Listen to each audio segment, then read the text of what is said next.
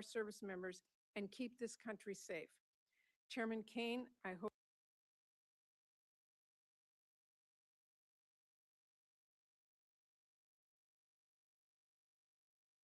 defend against potential aggressors worldwide.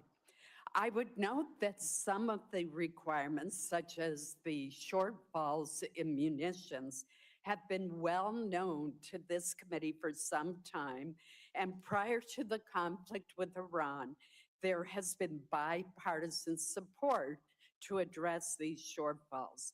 While these munition shortfalls have been years in the making, they are growing increasingly urgent. We should not undermine the readiness of our service members for any engagement or refuse to rebuild critical capabilities.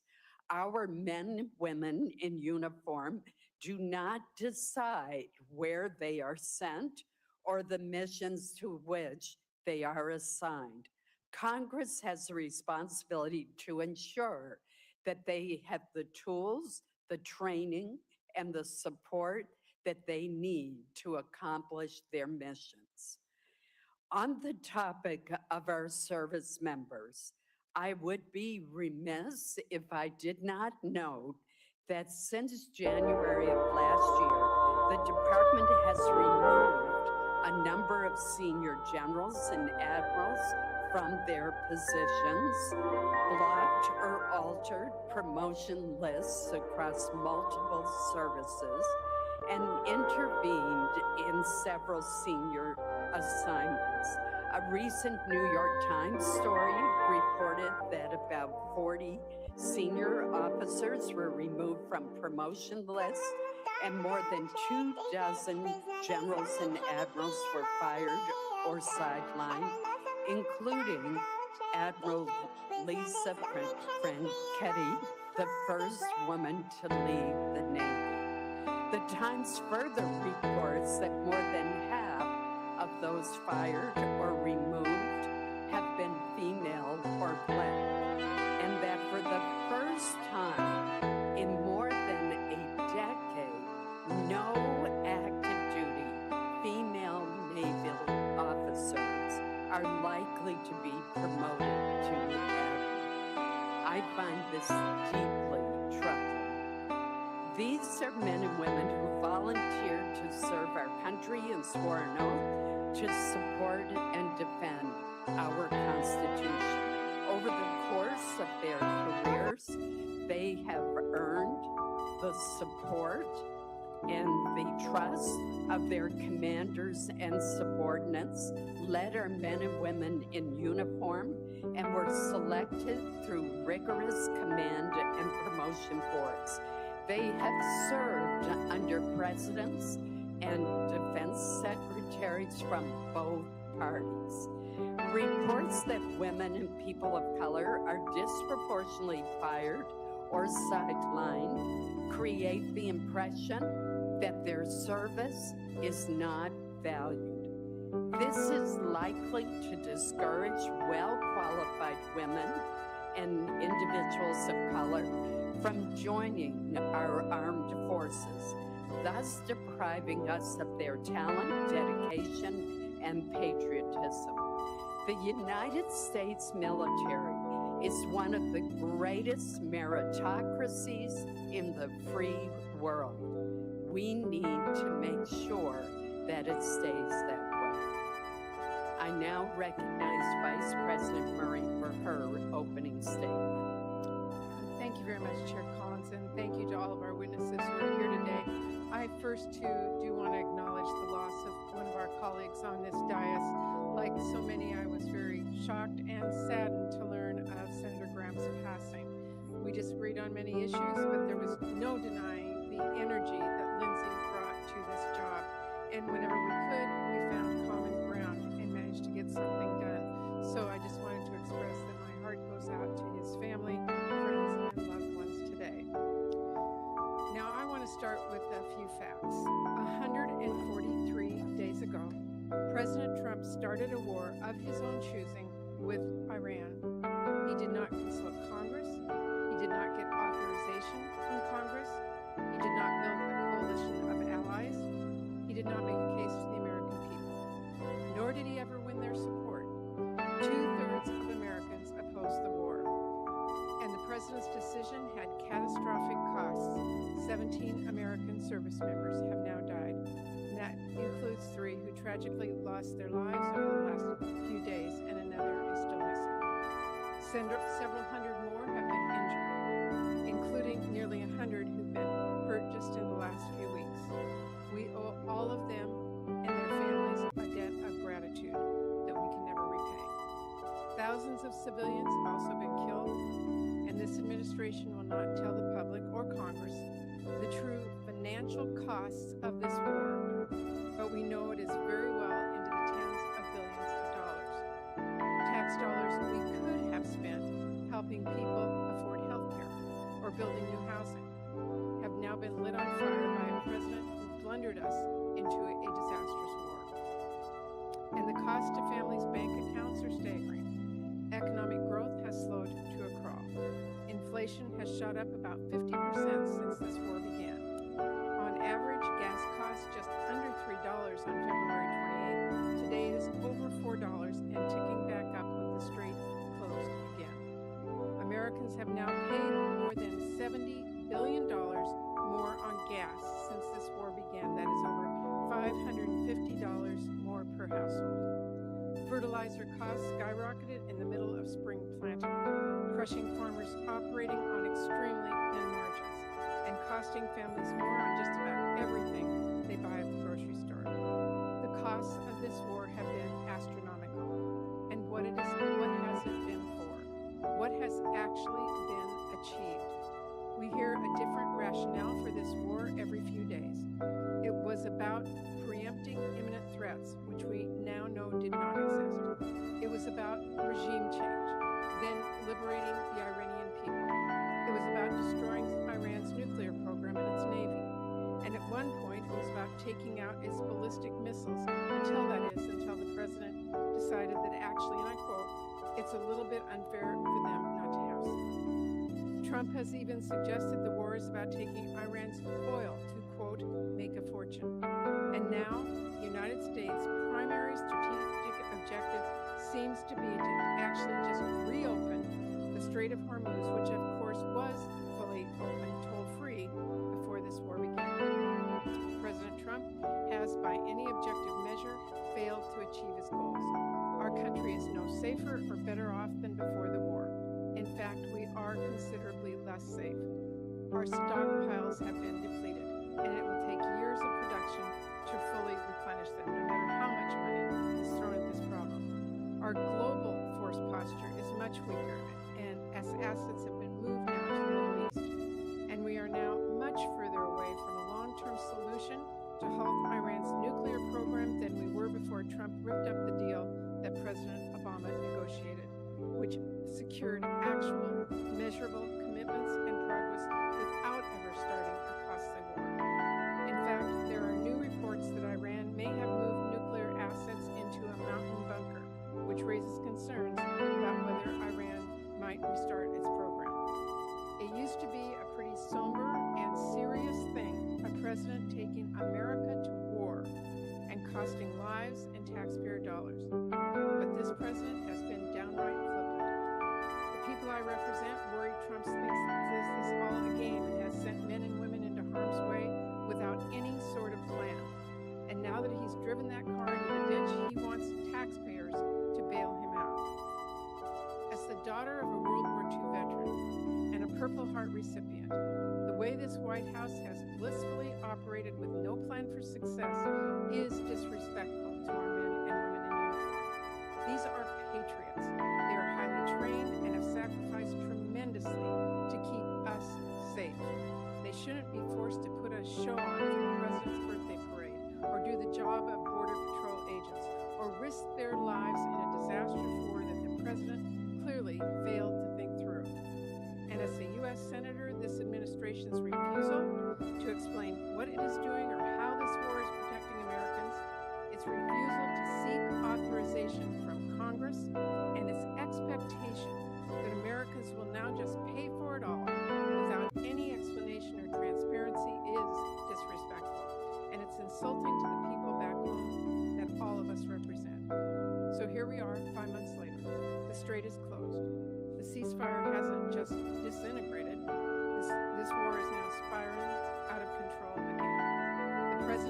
threatening escalation and war crimes and suggesting this could be another forever war. He has told us over 40 times now that a deal is near and the war will be over soon. But now he is asking for $70 billion more, and for us to just trust him, it'll work out fine. Look, I've been very clear. My Democratic colleagues and I will do absolutely everything to ensure that we do take care of our service members and keep this country safe. Chairman Kaine, I hope you know that every Democrat on this committee deeply respects the sacrifices that you and our service members and their families are making. Everyone who signed up to serve our country deserves to be more than an afterthought in a war that the President decided to launch despite all the blinking red warnings. But my colleagues and I cannot and will not support rubber stamping a request to bankroll this war and whatever other misadventures Trump wants to get us into next.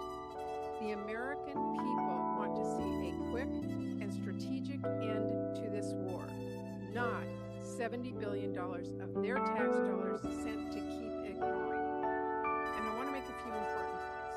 First, the President's request is not even primarily a request to cover the costs of the Iran war. This request is chock full of asks to fund unrelated DoD priorities, which should be considered through our annual appropriation. Okay, great. Wait, were you even listening? You haven't taken a single note this entire meeting? I'm actually listening better than I ever have. Let me share my screen. Do you see this? Everything we're saying is being transcribed in real time. Look, word for word. That's exactly what you just said. Wait, so you're not taking notes Because Otter is. And I can even use the chat function as well. So, for example, what did we decide on the budget? Just like that. See? Instant answer. From Republicans' Big Ugly Bill. Understand you may have mismanaged your budget, Secretary Higson, but you have to do your due diligence to fix the cash flow problems you've caused before asking taxpayers for more. Third, that the President is now asking for all of us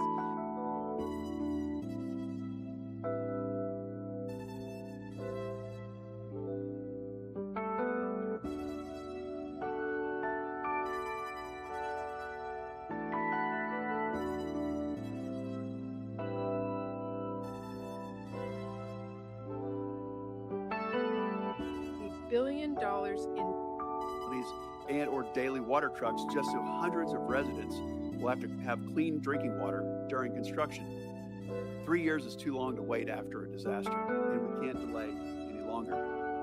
Tourism, the lifeblood of much of Western North Carolina, has begun to rebound.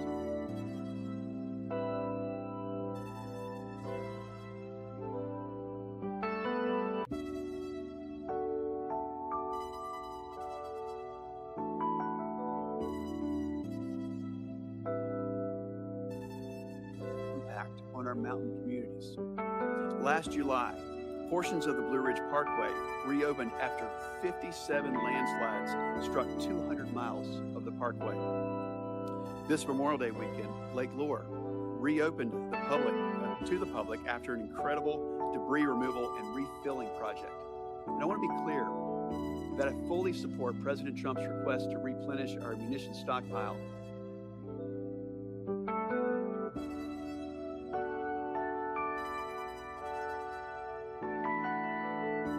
and strengthen our military. And I'm also appreciative of his efforts to provide economic assistance to farmers impacted by disasters and unfair trade practices.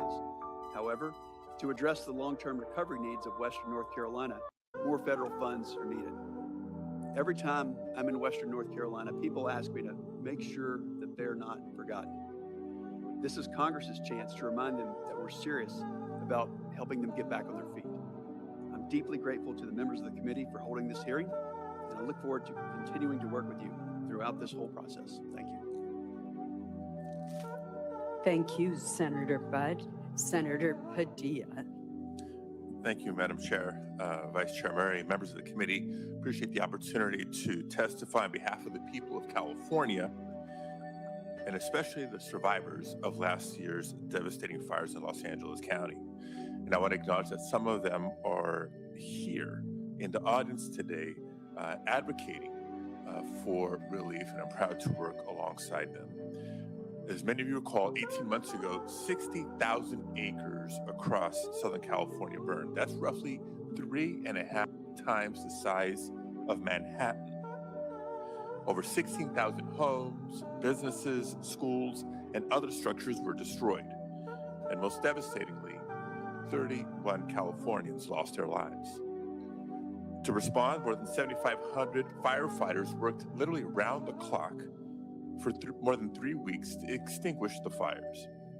And those firefighters weren't just from California. Many came from our neighboring states of Oregon, Washington, Arizona, some as far away as Utah, Texas, and Montana. Colleagues, because as Americans, that's what we do. We help each other. We don't condition our response based on who a community voted for in the last election. When Americans need help, we help. Now, walking around the Palisades and the Altadena communities during the fires and after the fires, you couldn't help but be moved by the scale of the devastation, the images of nothing standing but a chimney amongst a pile of ash, cars literally melted into the streets or the drivers where they had been parked. In the wake of disasters like this, Congress has historically come together on a bipartisan basis to provide aid and long-term recovery funding to help communities recover and rebuild, regardless of whether the disaster was in a state represented by Republicans or Democrats. But instead of following that historical practice, this administration has left California waiting for more than 1.5 years, while asking Congress to fund hundreds of billions of dollars for other purposes. I want to be crystal clear. No disaster-impacted community, regardless of where it is located, should ever be held hostage or treated as a bargaining chip for other political priorities. Californians in Altadena and the Palisades have now waited more than 18 months. Yet long-term recovery funding is still absent from even the administration's request. Instead, it asks taxpayers to spend hundreds of billions of dollars more on a war that Congress has never authorized, a war that's raising gas prices, worsening supply chains, making our country less safe, and for which 17 service members have already paid the ultimate sacrifice, with many more seriously injured. Now, we know this committee can address disaster relief without tying it to a laundry list of unrelated priorities, because it's done so many times before, including as recently as December 2024, when the committee on a bipartisan basis passed more than $100 billion of relief. There's no reason we can't do it again.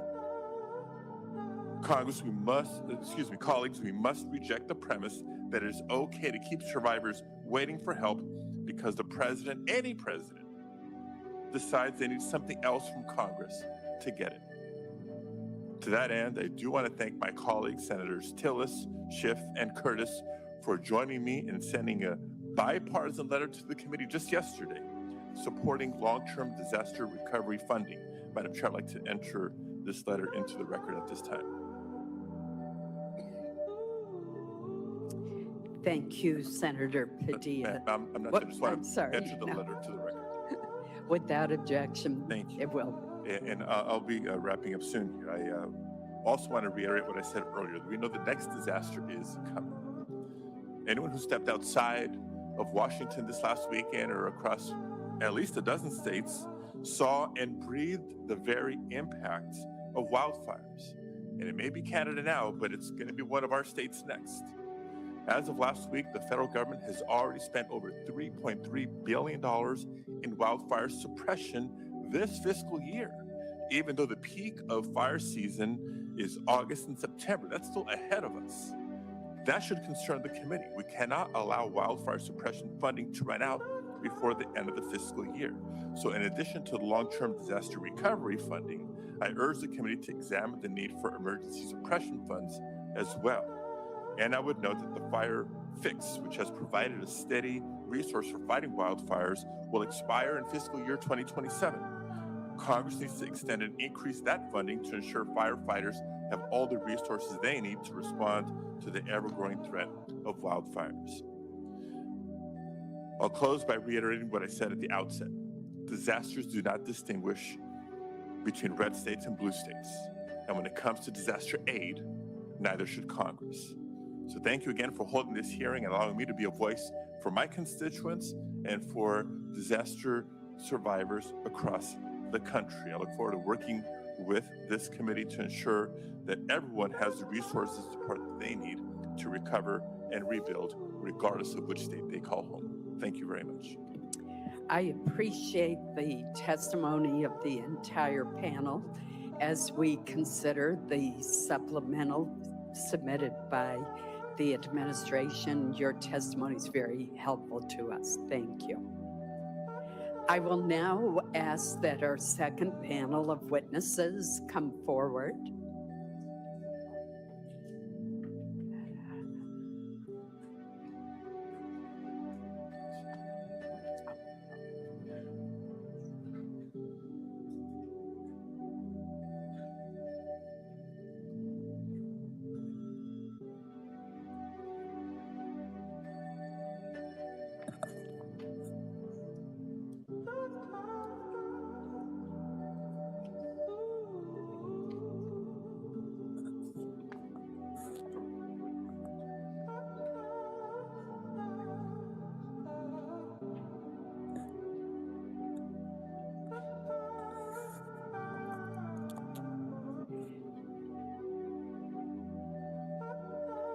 Well, leave it to our military witness to be on time.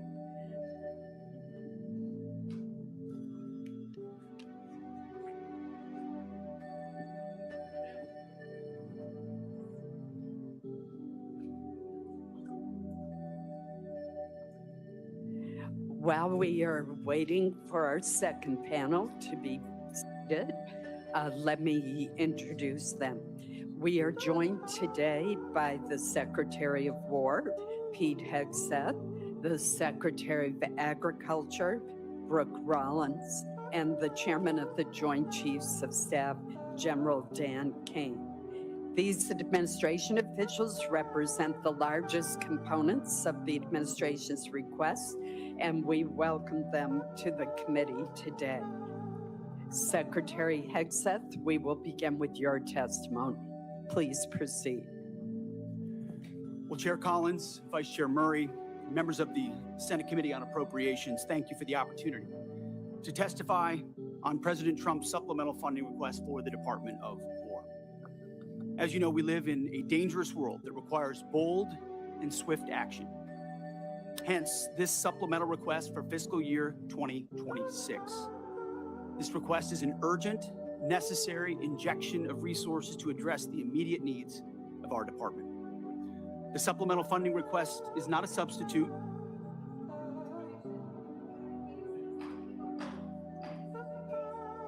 for 90 million people. Your hands are bloody of 17 Americans and 4,000. The witness will suspend until order is restored in the committee room. I know that individuals feel very passionately, but we must have order in the hearing room so that we can proceed. We're now going to move forward with our hearing, and Secretary Hegseth, please proceed. Thank you. The supplemental funding request is not a substitute for the President's full $1.5 trillion base budget request. $1.5 trillion.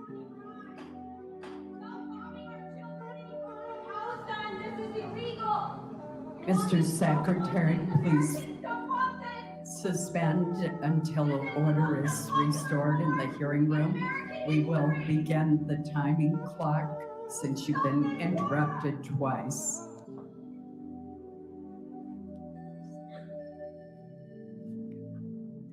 Please proceed.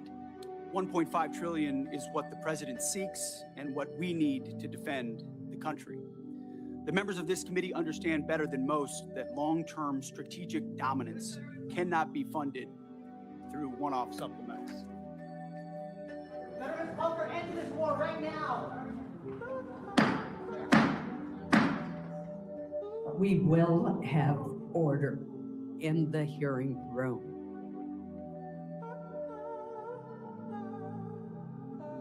Mr. Secretary, please proceed.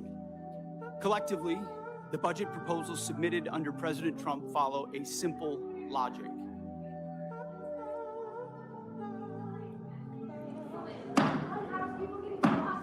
I would ask that the Capitol Police, whose professionalism I admire, remove those who are seeking to disrupt the hearing.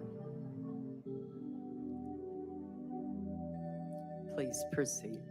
President Trump's following a simple logic. The military requires a generational investment to deliver on peace through strength. We know the best way to create peace is to prepare for war, to deter it. And that's exactly what the Department of War is doing, building a force so capable that it would be absurd for anyone to challenge it. As the direct result of neglected priorities and gross negligence that ignored threats left over from the previous administration, President Trump inherited a set of global and domestic crises, deferred maintenance almost across the board. Instead of steering the ship through gathering storms, former leaders let our military languish through social experiments and globalist appeasement, sheer weakness. Under President Trump, we have built a different type of department. The Pentagon is no longer run by bureaucrats. Instead, it's led by combat-tested veterans and world-class business leaders who are running the department like a business, and tech titans who are bringing lethal innovation to the battlefield. We're also at a different moment, and we cannot afford inaction. If we don't make critical investments right now in tech, in compute, in AI, in autonomy, in space, our adversaries who are already making these types of investments could outpace us. Without these funds, we face critical shortfalls that threaten our ability to also simply pay our service members, rapidly replenish equipment and munitions, and sustain vital operations without disruption. This supplemental request serves two purposes: sustain our military readiness to meet this year's new demands, and accelerate critical capabilities to replace and augment those we have used in contingencies. But make no mistake, this is not a one-for-one replacement. We are upgrading and we are modernizing across the force. On the readiness front, we requested $21 billion. This will fund military pay, replace much of the equipment utilized during recent operations, sustain forward deployed forces, and grow personnel and strength while stabilizing mission-critical fueled shortfalls and supporting the National Guard. On the capabilities side, we requested $46 billion. These funds will expand production lines and accelerate delivery of high-demand munitions. We're talking about solid rocket motors, JDAMs, hypersonics, and counter-drone capabilities. Additionally, we will use this investment to secure digital and space dominance, including resilient satellite networks. Department leadership recognizes that appropriating those funds is just the first step. Once funds are appropriated, or portioned, to the department, we need to promptly execute on them. And that's why we're requesting targeted legislative authorities, like transfer authority, to prioritize our greatest needs and opportunities, multi-year procurement for weapon systems, revolutionizing the speed and scale of munitions procurement, and New START authorities. Rest assured that every dollar appropriated to the Department of War will be focused on building the lethality of our joint force and reinforcing peace through strength. As I have said before, not fully funding this department, the Department of War, and we know what that means, that means $1.5 trillion, given the world that we live in and the disaster of what the Biden administration budgets gave us. Not funding this department at $1.5 trillion, I believe, is the greatest threat that our nation faces. Either we invest in our warriors at this moment of step change on the battlefield and growing threats, or this is all just talk. I look forward to working with this committee to secure those funds so that our warfighters can continue to do their work every day to keep our great republic safe. Thank you very much. Thank you, Mr. Secretary. General Kane. Chair Collins, Vice Chair Murray, distinguished members of this committee, I'm honored today to appear before you with Secretary Hegseth and Secretary Rollins to testify on the Department of War's fiscal 2026 supplemental funding request. And I'll note I fondly remember my time at USDA earlier in my career where I had the chance to serve there. I'm also joined today by my senior enlisted advisor, SEAC Dave Isom. As always, I'm deeply grateful for this committee's continued partnership and support for our common defense. I'd like to begin by expressing my deep condolences and that of the Joint Chiefs of Staff and the SEAC for the fallen from this past weekend and their families. Today, we remember First Lieutenant Tyler Feehan, Sergeant Michael Swinton, and Private Isabel Gonzalez, and note that the names of our last fallen will be released when we can. I'm humbled daily by the profound commitment of the incredible 2.8 million Americans, just like these names that I've just mentioned, who make up our joint force and serve our nation every day. Also, on behalf of the Joint Force and the Joint Chiefs, I want to express my sincere and heartfelt condolences to the family of Senator Graham for their loss and all of you for the loss of your colleague. The Joint Force remains grateful for his 44 years of service, both in and out of uniform. There is no doubt he made a difference to the safety and security of our nation. On July 22nd, 1940, General George C. Marshall said, and I quote, "For almost 20 years, we had all of the time and almost none of the money. Today, we have all of the money and no time."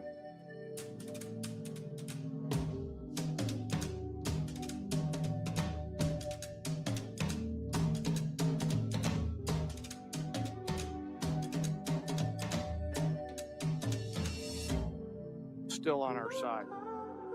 The United States of America faces a global list of military challenges in the Middle East, in Europe, in the Pacific, both nuclear and non-nuclear challenges, and the continued threat of terrorism. We find ourselves living and leading in complex and dynamic times. Our adversaries are aligning in their interests, creating simultaneous challenges across multiple domains. They are sharing intelligence, combat capabilities, and technology that is accelerating the speed of war. It is an imperative that Americans understand that the character of war is changing. Advances in technology are fundamentally and irreversibly changing the way we fight, which necessitates capital to properly arm America's military. Rapid advancements in AI, autonomous systems, deliver critical technological advantages to our national defense and simultaneously introduce unprecedented strategic vulnerabilities and uncertainty across the world, to include right here at home. The low barrier to entry created by affordable, ubiquitous, unmanned systems means our adversaries, rogue actors, state and non-state actors, and violent extremists have access to disruptive and potentially lethal technologies at scale. We've seen this in Ukraine, and we must adopt elements of this fight for our future fights. Conflict is never confined neatly to the land, sea, or air domains. The modern battlefield stretches from the seabed up to cislunar space and beyond, cyberspace, and in the information domain, all at the same time. Our nation must be prepared to fight and win across all of them, all the time, all at once. In addition, the light speed at which information travels now has compressed our leaders' decision space, taking what was once days or weeks in World War II down to milliseconds. Your joint force must be ready because the United States military is America's greatest insurance policy. And I acknowledge all of us find it difficult at times to pay for insurance before we need it. But we must have insurance before the storm comes. The Armed Forces of the United States of America serves as our nation's ultimate safeguard and our insurance policy to preserve, protect, and defend our national interests, security, and prosperity. To uphold this responsibility, we require predictable and consistent funding. This will allow us to partner effectively with our defense and national industrial bases, building on acquisition reforms that guarantee our warfighters receive capabilities at scale before they are required in conflict or combat. I'm struck by this season of American history we find ourselves in, and I continue to ask myself, if not now, then when? And if not us in this room and the rest of the Congress and the nation, then who? I acknowledge the environment we all serve in, but always remember that we are all Americans with deep and abiding love of our nation and our military service members and their families. I've come today to ask for your help and your support. America's armed forces need $1.5 trillion to meet the military challenges of the future. This supplemental is a part of that, and to be allowed to use this capital to pay for military personnel, operations and maintenance expenses, and accelerate investments on critical technologies, as the Secretary just mentioned. It is critical that we stay ahead of our adversaries, and we must have the funds before we're out of time. In closing, I ask all of us to remember our deployed service members around the world right now, especially our Army teammates who remain deployed after losing their friends and teammates this past weekend. And I again ask all of us here in the Senate and across the American people to never forget our fallen and their families, who continue to show us what courage, tenacity, grit, and commitment to the nation looks like. Thank you very much, and I look forward to your questions. Thank you, General. Secretary Rollins. Thank you so much, Chairwoman Collins, Ranking Member Murray, and distinguished members of the committee. Thank you for the opportunity to appear before you today. Let me begin with the bottom line up front. The United States Department of Agriculture is joining today the United States Department of War in a fight for America and for American flourishing. After all, defending America's ability to feed and fuel and clothe herself is defending America, full stop. This can be easily forgotten. For centuries, we built farms and ranches and transportation that fed not only America, but the world too. For a long time, that prosperity made America strong and made America safe. But across the past 100 years, and especially across the last administration, we took that source of strength in war and peace, our farms and our ranches and the communities that surrounded them, and we hollowed them out. We made them weak, and we put them on the precipice of decline and extinction. We sent our food production overseas. In fact, 2023 was for the first time a significant net importer of our food for America. And in so doing, we replaced American production with massive amounts of imports.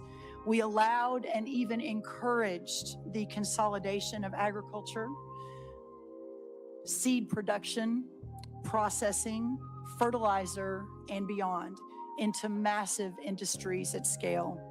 Today, nearly 85% of our meat packing capacity is controlled by just 4 companies, including 2 that are foreign owned.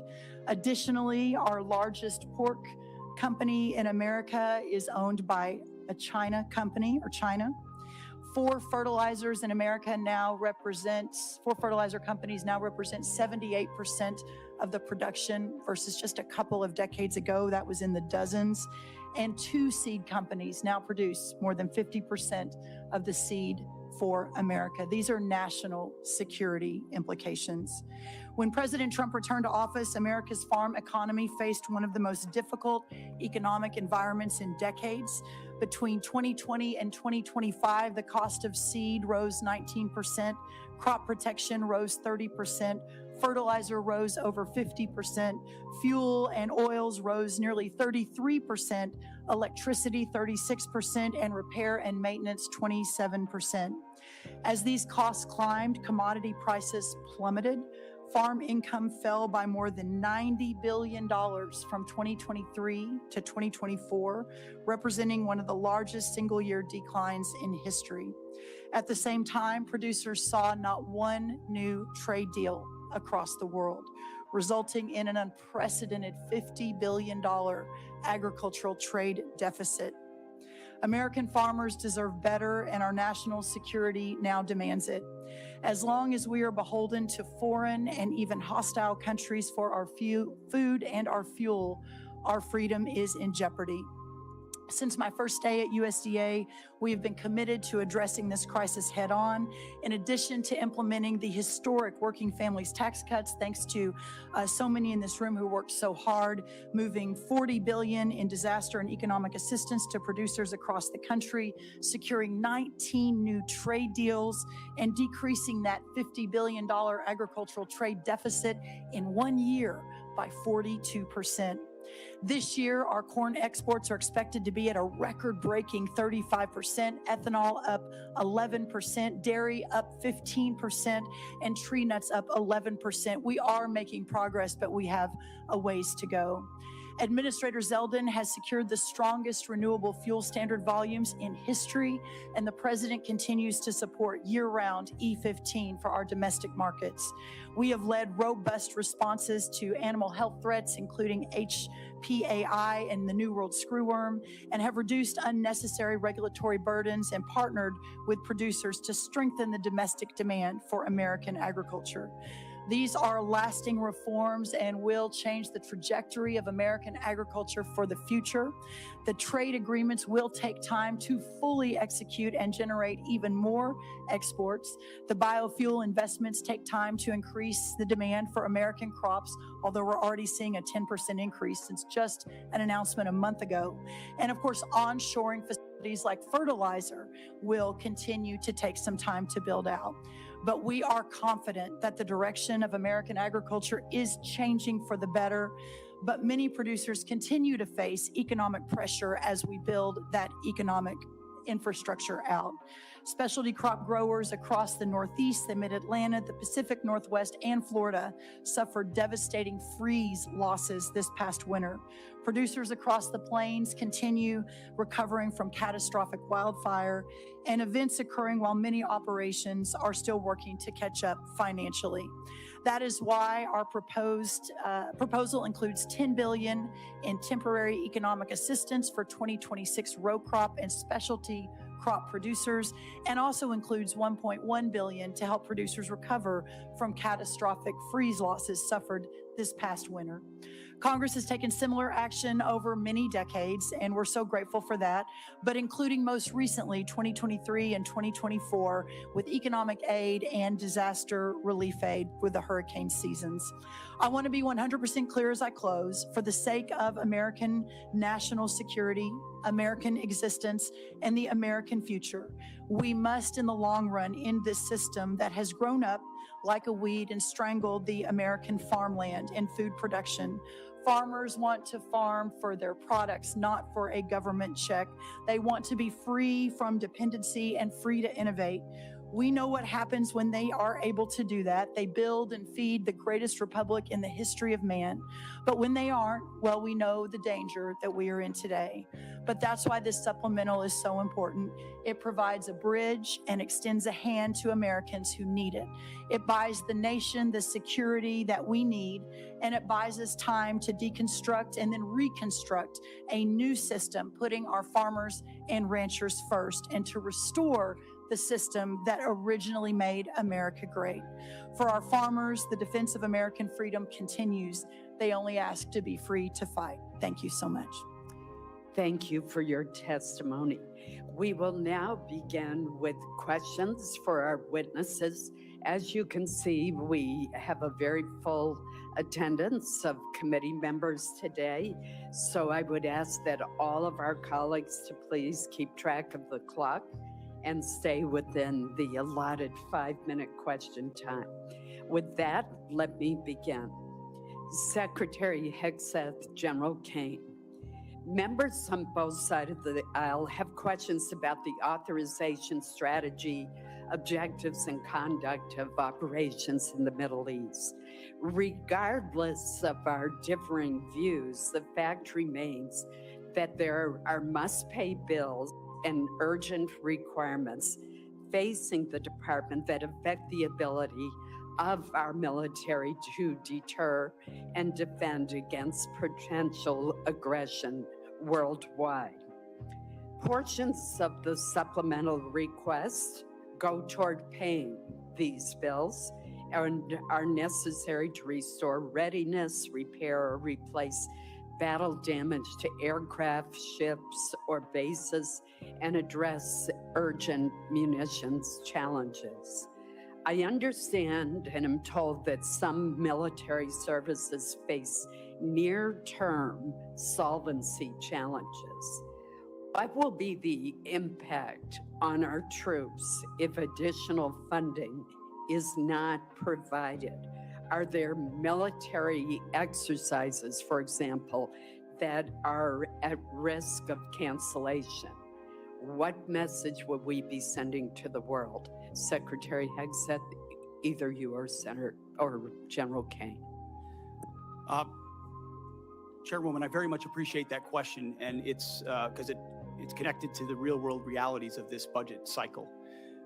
There is training right now and training in the future that would have to be curtailed if we do not get our budget needs met and met urgently. And yes, some of that has to do with the current budget cycle and how things come together. But we are a department that for 4 years met funding shortfalls under the previous administration. It was not a priority to fund the Department of Defense under Joe Biden. It also took the munitions and a lot of there were 5 supplementals out of this committee that took munitions one for one and sent them to Ukraine and had tried to replace them with the same bureaucratic process that was too slow and didn't replace them in real time.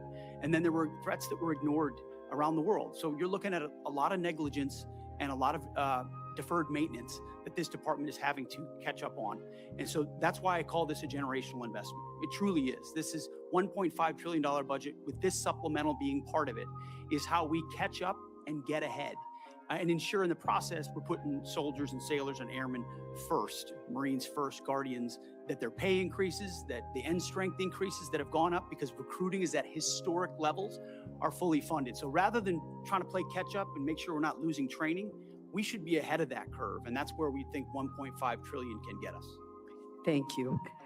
Senator Kane, Senator General Kane, I'm going to ask you to respond for the record because in my remaining time, I do want to ask Secretary Rollins a question.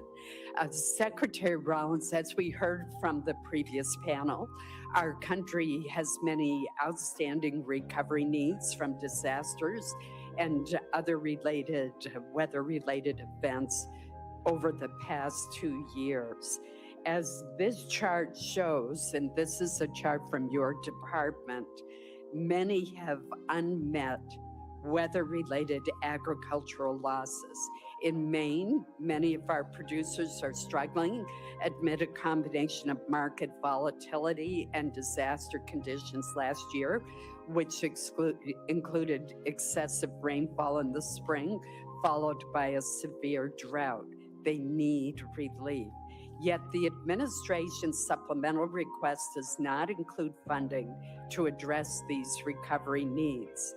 It does have $1.1 billion to help Florida agricultural producers rebound from a severe freeze this past winter, but nothing for prior disasters in other states.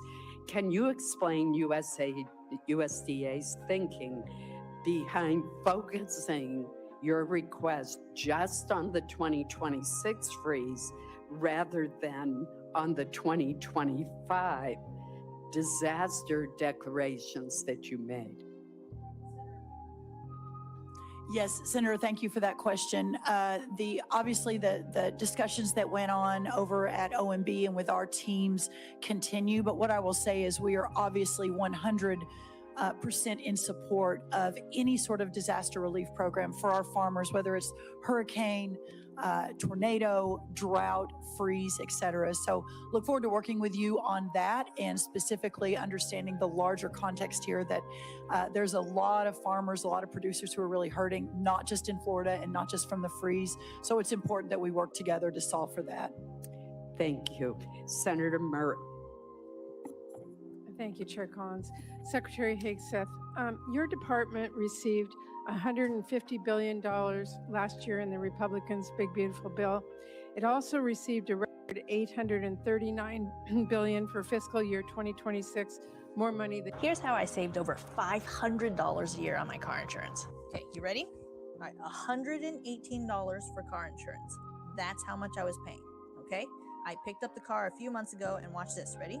$97 premium, $20 were my fees, $118. Now, I covered up my private information, guys. $39, $118. Check this out, ready? $500 for comprehensive, $500 for collision. appropriations process. Here are just a few of the things requested in this Iran supplemental. $800 million for the National Guard to patrol DC even longer. Over $1 billion for the Army to patrol the southern border, which is DHS's job. $900 million to support the administration's illegal boat strikes in the Caribbean.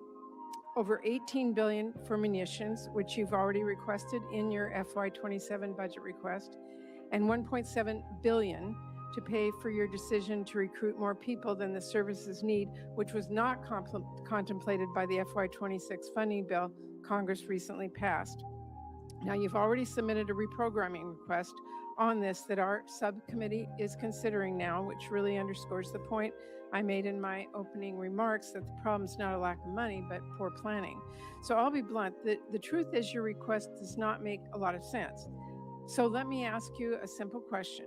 Why exactly are billions of dollars more for the National Guard and this administration's illegal strikes in the Caribbean urgently needed for the Iran war? Well, Senator, I wouldn't, of course, agree with your characterization, but why this kind of spending is needed is because of the gross negligence and neglect of the Biden administration inside our department. Ran it like a bureaucracy, abandoned our strength posture around the world, so we're having to reestablish deterrence. You mentioned the end strength numbers, and I will acknowledge that we are ahead of schedule on end strength in recruiting. 8,000 in the Navy, 6,000 in the Army, 4,000 in the Air Force. Because under President Trump, there's been record and historic over 30-year recruiting records inside our department since he won the election, because the American people didn't want to sign up for what Joe Biden was providing our military. Let me and be they blunt. want to sign up for what President Trump is doing in his leadership. And so those are good problems to have that we need to fund and a reflection of momentum. And this budget will allow us to continue the kind of momentum that gets us ahead. My point is that a lot of this request does not feel like an emergency. And let me move on. Secretary Hegseth, like most Americans, I've had a lot of trouble following this administration's contradictory statements about the war. On April 8th, you said, and I quote, "Their missile program is functionally destroyed, launchers, production facilities, and existing stockpiles depleted and decimated and almost completely ineffective." Mr. Secretary, Iran has been firing at U.S. military bases in the region and its ships for the last week. How is it possible, if their capabilities were, quote, functionally destroyed 3 months earlier, as you claimed, for them to be doing this now? Well, Senator, Iran is at the weakest point militarily it has ever been in the past decade. Certainly, maybe in 47 years, as they've gathered effectively a terror army. And that terror army was built to try to create conventional capabilities to defend against a pursuit of nuclear weapons, which meant thousands of ballistic missiles, many of which we have destroyed, others of which they have put inside facilities and hidden in underground facilities. That's what terror regimes would do. So I acknowledge they still have capabilities, no doubt. But the amount of damage that we've done to them over the course of these series of operations has put them in the worst place they've ever been. Okay, well, let me move on. On May 5th, you claimed that Iran doesn't control the strait, and you said that there was a, quote, powerful red, white, and blue dome over the strait. If that was true, how did Iran shrink ship traffic in the strait to a trickle again last week? We pushed almost, I believe, between 400 and 500 million barrels of oil under the nose of Iran over the course of Project Freedom, which went underground, which I acknowledged after we did so covertly, because it was more effective to do so quietly than to do so publicly. So we've been in control of moving traffic through there for quite some time. Will they retain the ability to recklessly shoot at commercial shipping? And that's what happened. We had a ceasefire, and then they shot at commercial shipping. Well, you recklessly also as a state. said at That's that what changed. same press conference, and I'm going to quote you, you urged Iran to, quote, let innocent ships pass freely. These international waters belong to all nations, not to Iran to tax, toll, or control. Last week, President Trump said the U.S. would charge a 20% toll to each ship to pass through the state. So based on your opposition to tolls, did you talk to the president out of that idea, or did someone else? Iran's not charging tolls, and they're shooting at ships right now. But Trump said that he wanted to charge a 20% toll. We have a blockade right now of all Iranian ships and Iranian ports, And and it's effective. My time is out. Senator Murkowski. Thank you, Madam Chairman, and thank you all for being here. Challenging times, I think we all recognize that.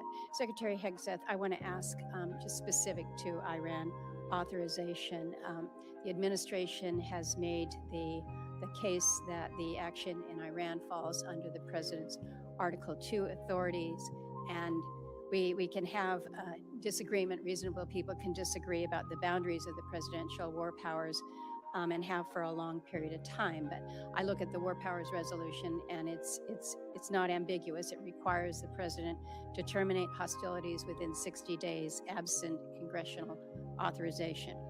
So hostilities began February 28th. May 1st, Congress was informed that hostilities had ended, but yet despite the fact that hostilities had ended, we were still seeing sailors being fired upon still activity. Then in June, MOU is signed to preserve the ceasefire while negotiations continue. That MOU has now collapsed, and we're seeing the resumed attacks in the Straits of Hormuz. On July 10, the administration sends Congress a new war powers notification, effectively restarting the 60-day clock again. So I'm concerned about this sequence because you have a situation where the claim essentially allows the president to extinguish the war powers clock just at the moment that it becomes legally inconvenient through declaration of temporary ceasefire. Then it's reset, avoiding the congressional authorization that the Constitution requires and the war powers intends. So we had an opportunity in previous appropriations hearing for me to ask if you felt the administration had all the authority that it needed. You indicated at that time that no, additional authority was not needed. Is the administration still taking that position about needing no authorization from Congress at this time? Senator, I know there's a long-standing legal debate on this particular topic, but we certainly as a department share the position of the White House that we have all the authorities necessary at this moment. So let me just kind of do a follow-on.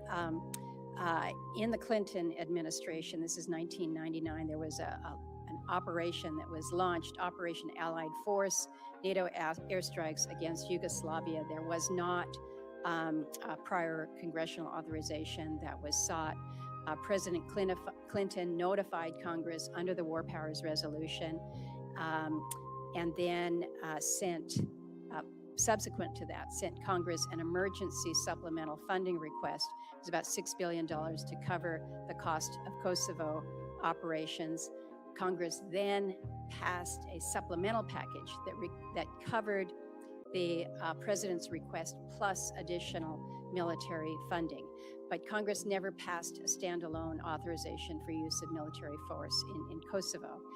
When the war powers clock was set to run out then in May of 1999, the Clinton Justice Department's Office of Legal Counsel issued an opinion holding that the supplemental appropriation itself, passed without any authorizing language, satisfied the War Powers Resolution requirement.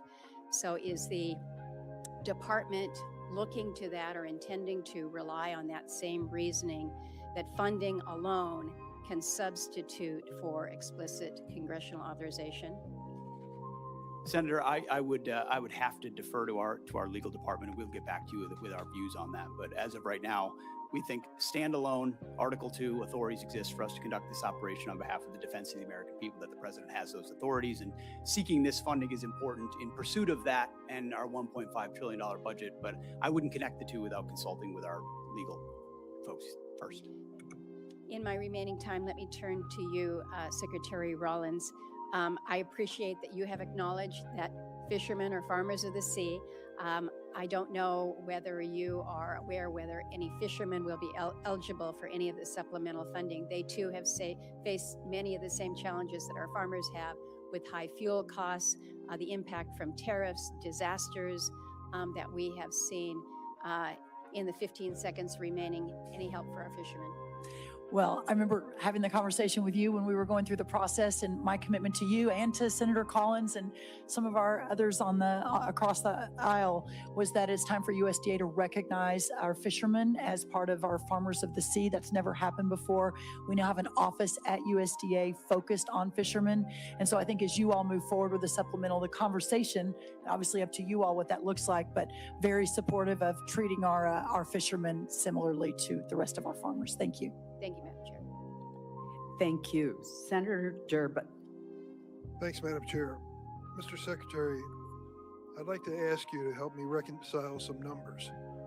It's my understanding that this whole supplemental funding request is $87.6 billion, and most of the funding, $67 billion, is for the Department of Defense. Yet we are told the Department of Defense still has $75 billion in unobligated funding from last year's reconciliation package. Is that true?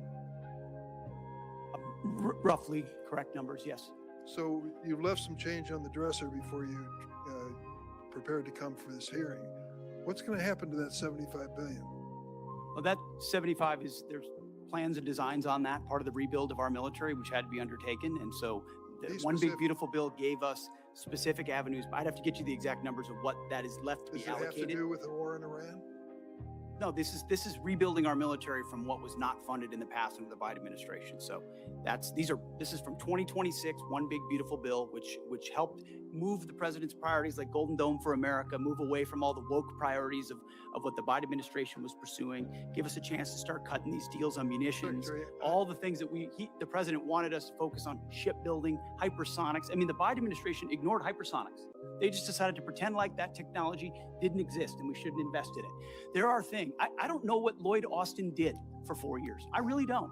Sure. The amount of neglect, the amount of stale thinking and bureaucracy, it was staggering when we took over. So One Big Beautiful Bill gave us a chance to get Let me interrupt your speech for up. a minute, Mr. Secretary. It's my turn to ask questions. I've been listening patiently while you made your presentation. You estimated at one point that the cost of the war in Iran was $29 billion, but then added a caveat that there was a replacement of munitions, for example. Do you have a new estimate about what the war has cost us so far in this, the 5th month of the first year of this war in Iran? Senator, the estimate we have as of today is $37.5 billion.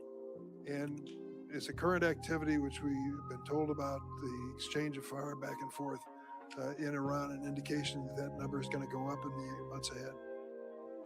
Some of that number captures additional O&M, mill pay, and other that would be anticipated through the fiscal year. So some of that anticipates what costs would be going out in the future as well. So the new number you've given me is what? $37.5 billion. And that represents the cost of the war through what period of time? Through now for certain aspects of it, but also mill pay, O&M, other anticipated costs through September 30th, Senator. General Kane, let me ask you a question. I joined a group of senators, some are here, Senator Rounds, Senator Coons, Senator Shaheen, and met with President Zelensky in Turkey during the NATO summit. He was very explicit in terms of what he needed to win. He feels the momentum in Ukraine is moving to his side, that he is putting a foot forward instead of back. Is that your feeling? Sir, I think the pressure that Ukraine is putting on Russia is substantive at this point. Do you acknowledge his request that we help them with air defenses as a high priority? Sure, I know he's made the request. Whether or not that moves forward is always a debate at our civilian leadership, but I'm aware of that request. Are you aware of the fact that we appropriated and the president signed into law $400 billion of supplemental funding for Ukraine, including money for air defenses? I am, sir. Are you also aware the administration has informed us that that money will not be available in many aspects until the next president is in office? Sir, I'm not aware of that. Well, it's a fact. My understanding was that that capital had been allocated, but I'll have to defer to my civilian leadership. No, on I'm that. sorry to tell you, the pay plan tells us to be prepared to spend that money in fiscal year 29. The new president, whoever it may be, will make that decision. If you're talking about air defenses and the momentum on the side of Zelensky, what impact will it have if we cannot fund this for 3 years? Sure, I want to highlight that the incredible work that the Ukraine industrial base is doing as they scale their own capabilities. It ranges from their surface to air capabilities to their air to air capabilities. I'll note that recently we had the first air to air kill where a Ukrainian F-16 shot down a Russian fighter. So I think their ability to scale their layered defense has come along a long way over the past couple years with the help and assistance of many. General, thank you for your service to the country, and I'm sorry for our losses. I believe 17 servicemen have given their lives in Iran so far, and hundreds have been injured. We should acknowledge that fact. And let me also say, we're at a moment in history where we can win the war in Ukraine. That victory would be critically important for those people who have fought for more than 4 years against the odds and proven they can put Putin back on his heels. But instead of finding the money that they need now for air defenses, we're putting more money into this exchange with Iran, a war of choice, which we never should have entered. Thank you, General. Senator Moran. Chairwoman Collins, thank you very much. Let me first begin with just a statement to you, Secretary Rollins. Thank you for your leadership. Thank you for your attention to disaster assistance. Hugely significant and important in many states represented here, but across the country. And it is as challenging circumstances as I've seen farmers in my time and representing them in the United States Congress. And I appreciate my colleague, Senator Rounds, for making that case today. I appreciate the efforts by Senator Bozeman, the chairman of the Ag Committee, and Senator Rounds and his Vice Chairman Shaheen for their efforts here on this committee for that effort. Secretary Hegseth, let me ask you about your recent visit to the 101st Airborne Division. You saw the MV-75 Cheyenne. You saw it firsthand and heard from soldiers, as I understand it, about the next generation capabilities, how they will transform the way we fight. The Cheyenne has broken through, and it appears to me, in the acquisition bureaucracy to deliver a capability for our warfighting much faster than it otherwise would have happened. As you look across acquisition, I mean, we're here talking about appropriations, but the ultimate success we'll have in defending our country is putting that money to work as quickly as possible. So as you look at acquisition, what would you tell me we learned from the Cheyenne? Is it a model how the department it intends to field the next generation? Team Mazda of El Cajon is bringing the heat. Drive the brand new, stylish 20.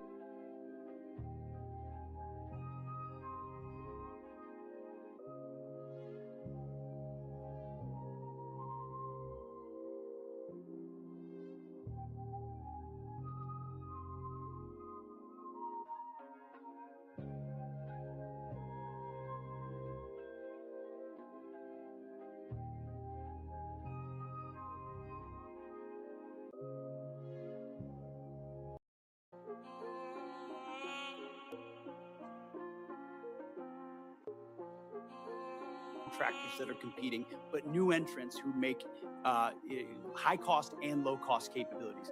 I think in particular on the Cheyenne and the Black Hawk and the replacement, the gap that some have identified could exist based on the hesitation on speed and replacement exists because of an austerity mindset, again, that goes back to the Biden administration of divest to invest. And so you end up divesting in certain systems like the Black Hawk before the next one is online, creating gaps for actual operators. And what we're funding in this supplemental and across this budget is the ability to do both. Make sure the systems we rely on the battlefield right now are delivered, and that newer entrants that we're going to need for long-range fight to deliver, to be more survivable in contested environments, which you're talking about. When I had a chance to see it, the soldiers were proud to be in it because they felt like it would give them greater advantage in the future. We need to accelerate the timelines of those and deliver them even more quickly. And when you allow new entrants with all the right incentives, those things happen. And it's happening in that. Will that take place in, I think you may have just said this, but will take place in this circumstance of the Cheyenne? I believe in this administration, because of the policies of this administration, it is likely to do so. Just like the B-21, just like the F-47, just like so many other of our exquisite munitions that otherwise would have taken years and years to even get into development. We're moving those things left by, in some cases, years, so that we get them in the hands of warfighters who would need them right now and not held up in bureaucracy in this town. Thank you, sir. Let me turn to you, General Kane. The department is requesting a significant supplemental to address the ongoing operational demands. Our adversaries are watching how we resource this moment. Beijing, Moscow, Tehran are all increasingly coordinating their activities and intelligence. In your judgment, do you believe our adversaries view this moment as an opportunity to exploit U.S. commitments elsewhere? And how does this supplemental ensure our deterrence posture and our commitments to allies remain credible in every theater all at once? Well, sir, thanks for the question. In my job, it's to look across the globe and look at the range of trade-offs out there. We are the strongest military in the world.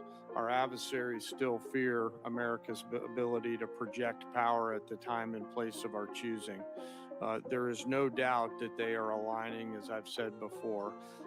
And I think this supplemental and whatever funding structure the Congress, working with the executive branch, decides to structure and give us the capital, we'll use that capital to ensure that we sustain that, sir. You're assuring us that this supplemental and further efforts will reduce the risk to our nation and its national securities.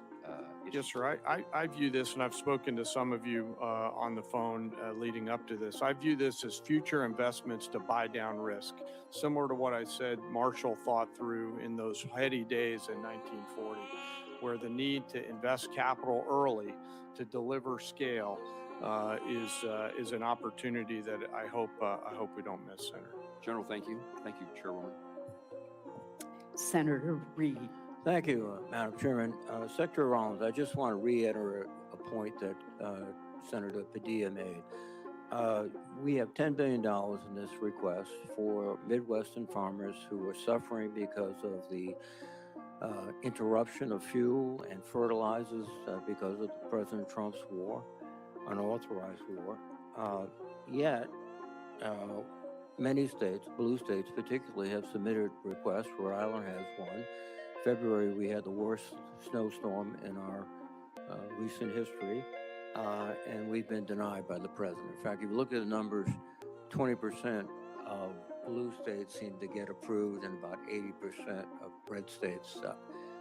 I'm making a point, not asking a question. This is unfair. Thank you. Secretary Hegseth, on February 28th, when you initiated this war without authorization from Congress, the Straits of Hormuz was open and providing vital fuel supplies for the whole world. Now they're closed effectively, impacting globally the price of oil and the economies of the whole world. But the Department of Defense has been planning for potential operations against Iran for many, many years. And one of their obvious assumptions was that the Strait of Hormuz could be closed. Were you unaware of that? Senator, you are correct. Nobody